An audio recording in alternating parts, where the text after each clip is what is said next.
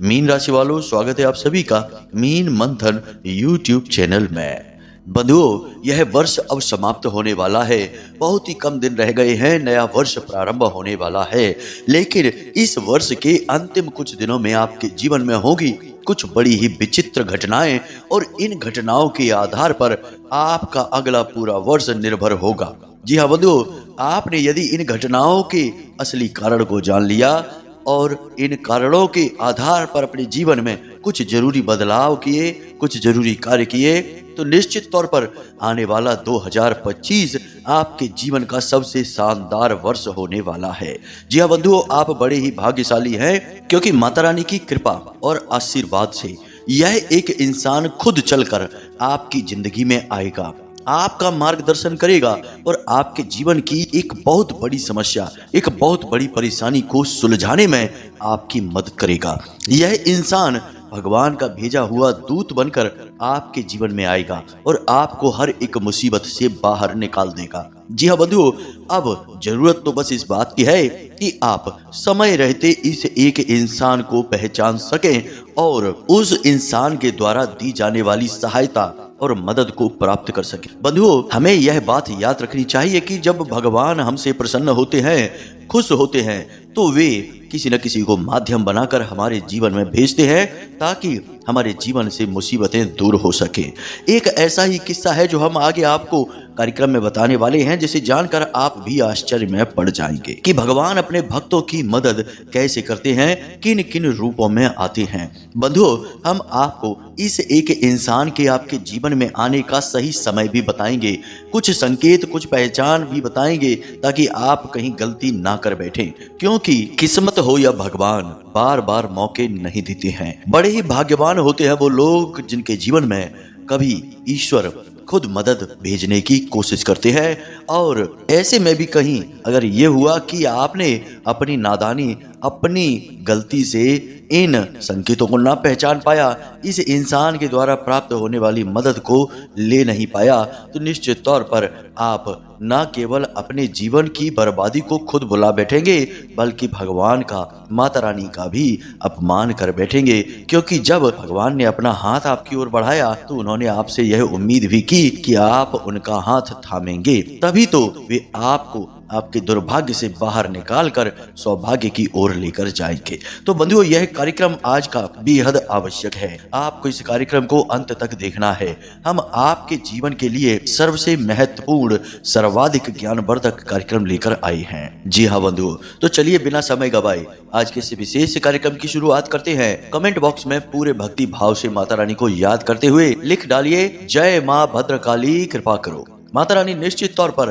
आपके ऊपर कृपा करेंगी, हमें पूर्ण विश्वास है। इसी के साथ साथ माता रानी के दिव्य परिवार के सदस्य बन जाइए, इस चैनल कार्यक्रम को सब्सक्राइब भी कर लीजिए।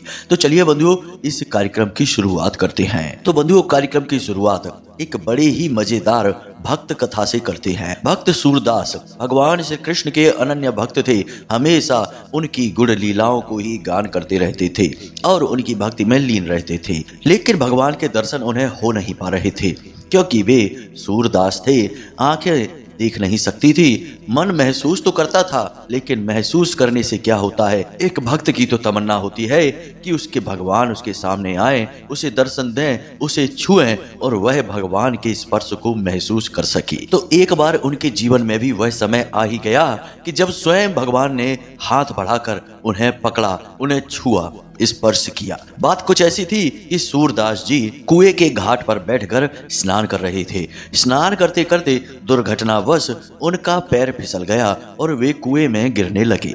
जब वे कुएं में गिरने लगे तो भगवान श्री कृष्ण स्वयं वहां प्रकट हुए। किसी को तो न दिखाई दिए, परंतु भगवान ने अपना कार्य कर लिया और सूरदास जी का एक हाथ थाम लिया, उन्हें गिरने से बचा लिया। जैसे ही भक्त का भगवान से स्पर्श हुआ, भक्त तुरंत यह जान गया कि ये स्वयं परम ब्रह्म भगवान श्री कृष्ण हैं। तो उन्हें जब यह एहसास हुआ तो उन्होंने जोर से भगवान के हाथ को अपने दोनों हाथों से पकड़ लिया।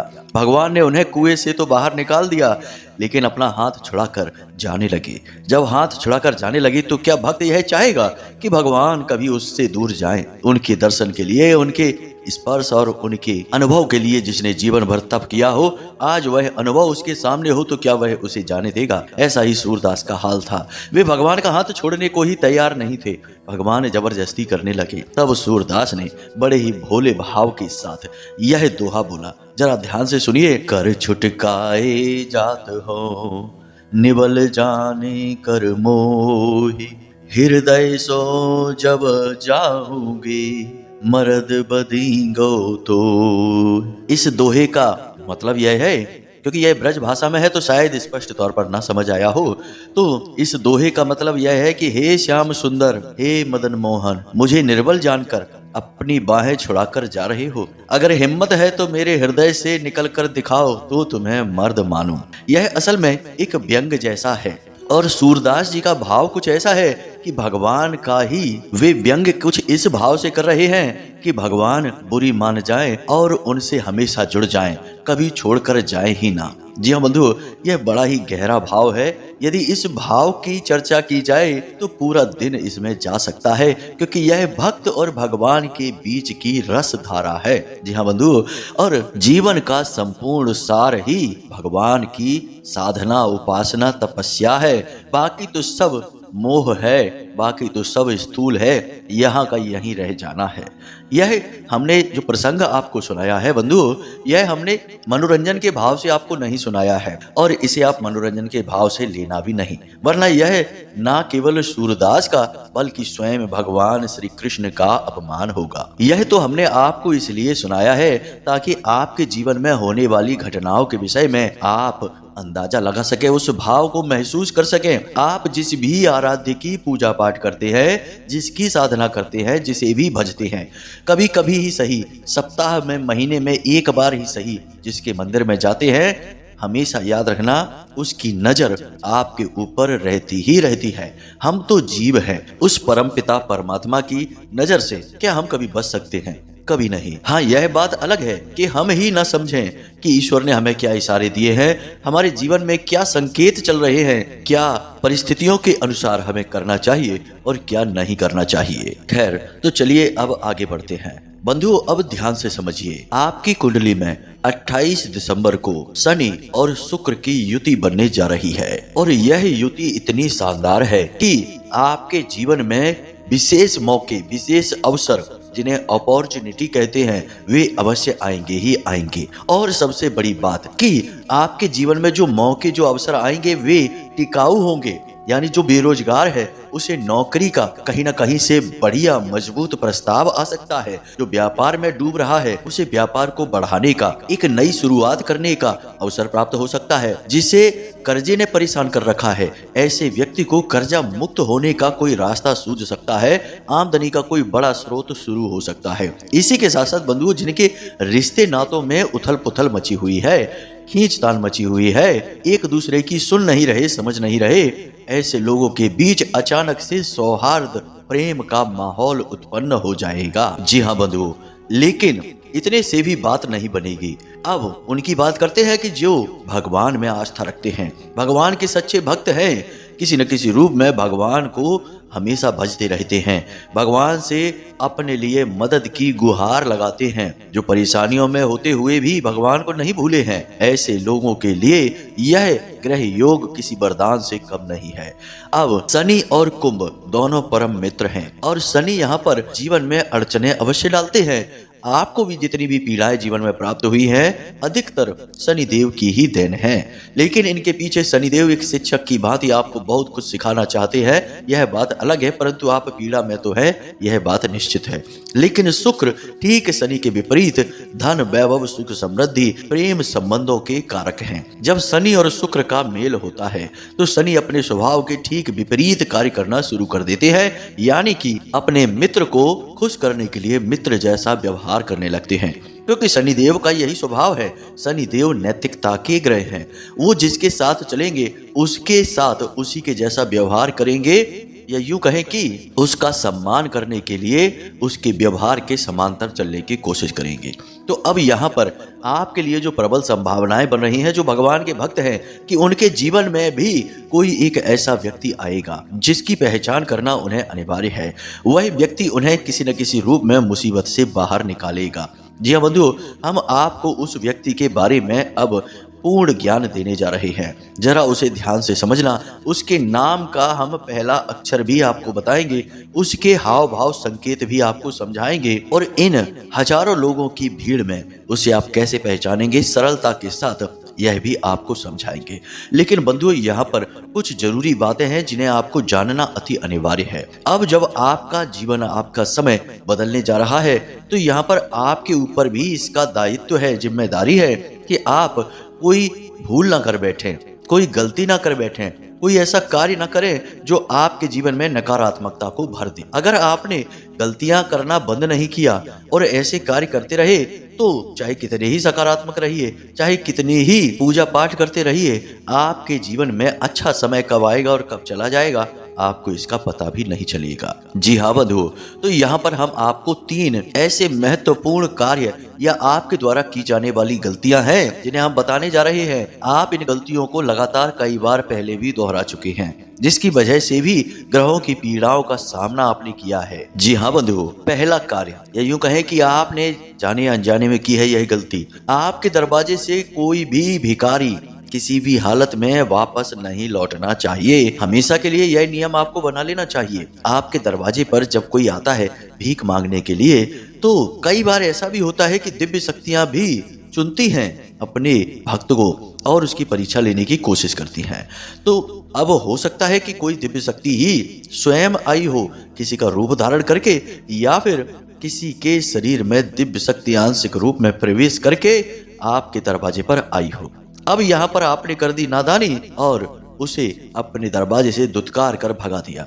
आपको यह लगा कि दिन भर भिखारी आते रहते हैं, एक और भिखारी आ गया, ये तो भीख मांग मांग कर हमें बर्बाद कर देंगे। लेकिन क्या कभी ऐसा होता है कि संसार में कोई भीख देने से बर्बाद हुआ हो? जी नहीं। लोग जुआ, शराब और उल्टे सीधे कर्म कुकर्म करके बर्बाद होते हैं। भलाई का, अच्छाई का, नेकी का कार्य करके भला कब कौन बर्बाद हुआ है? लेकिन देखो तो अजीब विडंबना समाज की कि हम लोगों ने कैसी विचारधारा फैला रखी है कि अच्छे कार्य करने से बर्बाद हो जाते हैं। तो भिखारी को भीख देने से पहले 100 बार सोचते हैं लोग, और ये भूल जाते हैं कि वे स्वयं भी तो भिखारी हैं। भगवान के दरबार में जाएंगे तो हाथ पसारेंगे, भगवान से भीख ही तो मांगेंगे। लेकिन जब आपके दरवाजे पर कोई आया तो आपने सोच लिया कि दिन भर भिखारी आते रहते हैं और हमसे भीख मांग मांग के ऐसे तो हमें बर्बाद कर देंगे, तो भगा दो इन्हें। ऐसी भूल मत करना। हम आपकी व्यक्तिगत बात नहीं कर रहे हैं। बहुत सारे लोग इस तरीके की विचारधारा से, ये यूं कहें कि बीमार मानसिकता से दूषित हैं, ग्रसित हैं। तो आपके मन में भी कहीं इस तरीके के विचार ना आ जाए, क्योंकि आपके ऊपर कहीं सुनी बातों का प्रभाव जल्दी होने लगता है। कहने का मतलब यह है कि जैसे खरबूजे को देखकर खरबूजा रंग बदलता है, गिरगिट को देखकर गिरगिट रंग बदलता है, ऐसे ही आपके मन में भी विचार बड़ी जल्दी दूसरों के विचारों से प्रभावित होकर आ जाते हैं। हालांकि बाद में आप भले ही अपनी सद्बुद्धि का प्रयोग करके अपने विचारों को शुद्ध कर लेते हैं, लेकिन तुरंत बातों ही बातों में आप प्रभावित तो हो ही जाते हैं। तो ऐसी भूल आपको नहीं करनी है। आपके दरवाजे पर चाहे कोई भी, कैसा भी, किसी भी भक्त भिखारी आ जाए, आपको उसे कुछ दान दक्षिणा अवश्य करनी है। इसे आप अपना धर्म, अपनी नेकी, अपना कर्तव्य मानकर चलिए। जी हाँ बंधुओं, अब दूसरा कार्य कि आपको अपने शरीर से या अपने स्वभाव से किसी नकारात्मक चीज को स्पर्श नहीं कराना है। मतलब कि जुआ, शराब या फिर किसी भी प्रकार का नशीला मादक पदार्थ का आपको सेवन नहीं करना है नया वर्ष आने तक। जी हाँ बंधु, किसी भी प्रकार की नकारात्मक वस्तुओं का आपको प्रयोग नहीं करना है। मांसाहार आदि का प्रयोग नहीं करना है। गलत चीजों को नहीं खाना पीना है। गलत लोगों में नहीं उठना बैठना है। जी हाँ बंधु, आपको बिल्कुल अपना आहार शुद्ध रखना है, वातावरण शुद्ध रखना है। गलत बातें ना तो सुननी है और ना ही करनी है। बातों का प्रभाव मन मस्तिष्क पर बहुत गहरा होता है। किसी ने आपके बगल में बैठकर आपसे इधर उधर की बातें, इसकी उसकी चुगली, गलत नकारात्मक बातें, किसी की बुराई कर ली, आपके मन में यदि वे बातें 1 घंटे 2 घंटे भी ठहर गई तो उन्होंने आपके मन के वातावरण को पूरे दिन के लिए दूषित कर दिया, और इससे नकारात्मकता आपको परेशान करेगी, क्योंकि वह आपके मन मस्तिष्क में भर गई है। अब वहीं से उत्सर्जित होगी तो आपका मन मलिन होगा। तो आपको ऐसे वातावरण से दूर रहना है, ऐसे लोगों से भी दूर रहना है। इसी में आपकी भलाई होगी। तीसरा कार्य, यह भी आप अक्सर करते हैं बंधु, और यह गलती आपकी अक्सर देखी जाती है। आलस करना। जी हाँ बंधुओं, आप अपने कार्यों को करने में कभी कभी टाल मटोल करने लगते हैं, काम को आगे बढ़ाते रहते हैं, टालते रहते हैं, समय पर नहीं करते हैं। खास तौर से सोने और जगने की आपकी क्रियाएं लगभग अव्यवस्थित सी ही रहती हैं, हमेशा ही रहती हैं। सूर्योदय होने से पहले जागना चाहिए, रात्रि में समय से सोना चाहिए। अब यदि कभी कभार ऐसा हो जाता है कि कोई विशेष कार्य पड़ गया और रात्रि में अधिक समय तक जागना पड़ा, तो आप सुबह देर तक सो भी सकते हैं, लेकिन यह तो कभी कभार की स्थिति है।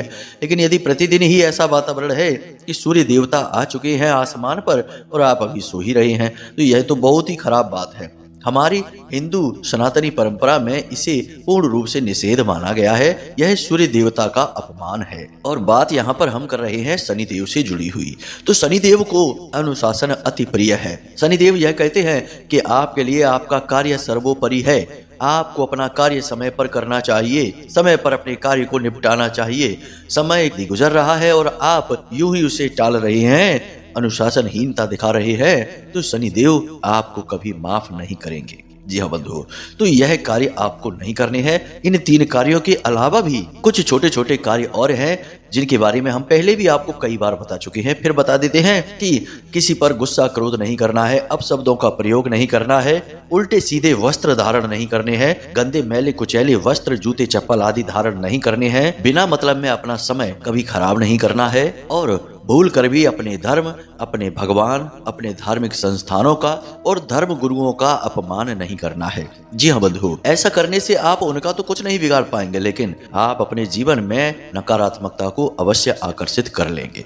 जो जैसा करेगा उसे वैसा फल मिलेगा। हम और आप किसी के ठेकेदारी नहीं कर रहे हैं, किसी की जिम्मेदारी नहीं ले सकते हैं कि कौन अच्छा है कौन बुरा है। तो हम इन सब बातों में ना ही पड़े तो ज्यादा बेहतर रहेगा। बेहतर यह है कि हम अपने जीवन को देखें, उसी से हमारा गुजारा होगा। जी हाँ बंधुओं, तो ये हमने कार्य आपको बता दिए हैं। इन कार्यों को आपको नहीं करना है।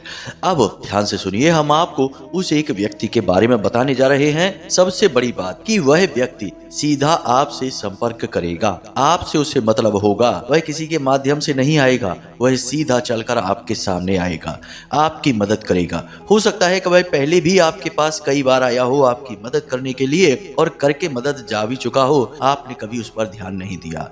लेकिन अब आपको समझना है कि कौन आपकी मदद कर रहा है बिना किसी मतलब के। जी हाँ बंधुओं, इस इंसान की सबसे बड़ी खूबी यही होगी कि यह आपकी मदद करने आएगा और इसकी मदद करने के पीछे मकसद क्या है, कारण क्या है, यह आपको समझ में नहीं आएगा। मतलब कहने का यह है कि जहां आज की दुनिया में लोग छोटी छोटी बातों में अपना मतलब सीधा करने की कोशिश करते हैं, वहीं यह इंसान आपकी मदद क्यों करना चाहता है यह आप समझ नहीं पाएंगे।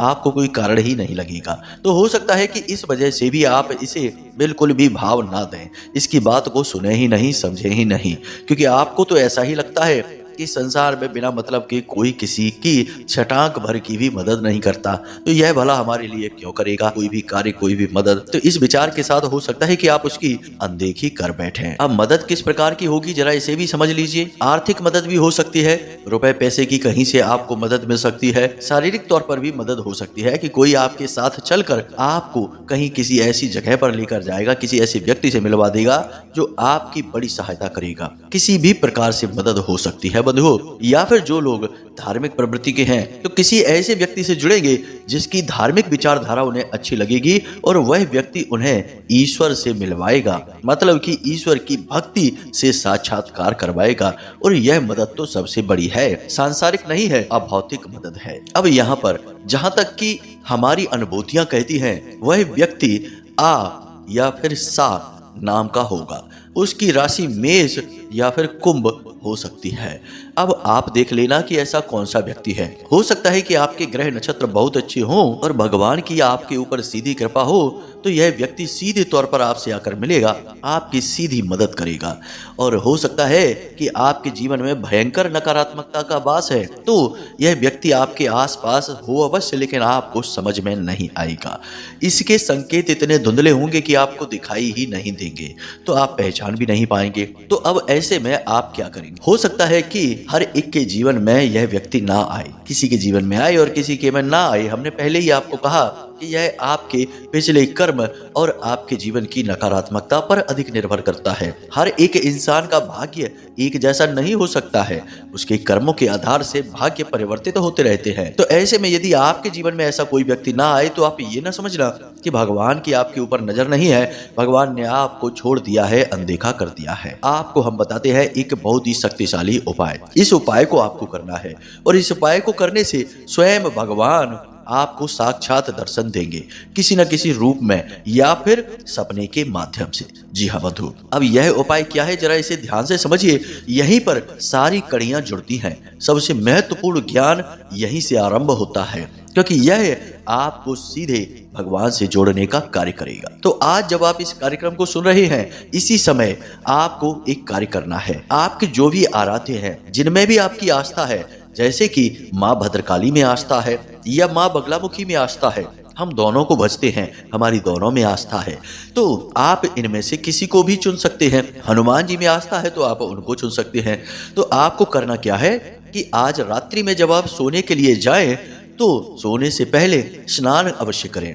स्नान करने के बाद अपने पूजा घर में जाएं और एक गाय के घी का दीपक जलाएं। दीपक जलाकर भगवान का स्मरण करने के लिए थोड़ी देर के लिए वहीं बैठ जाएं। भगवान के जिस रूप को आप चाहते हैं उनका स्मरण करें और भगवान से निवेदन करें कि हे भगवान, हमारे जीवन में एक और वर्ष जाने वाला है, एक नया वर्ष आने वाला है, हम आपकी मदद का इंतजार कर रहे हैं, हमें दर्शन दीजिए, मार्ग दिखाइए। इस प्रकार निवेदन करना है।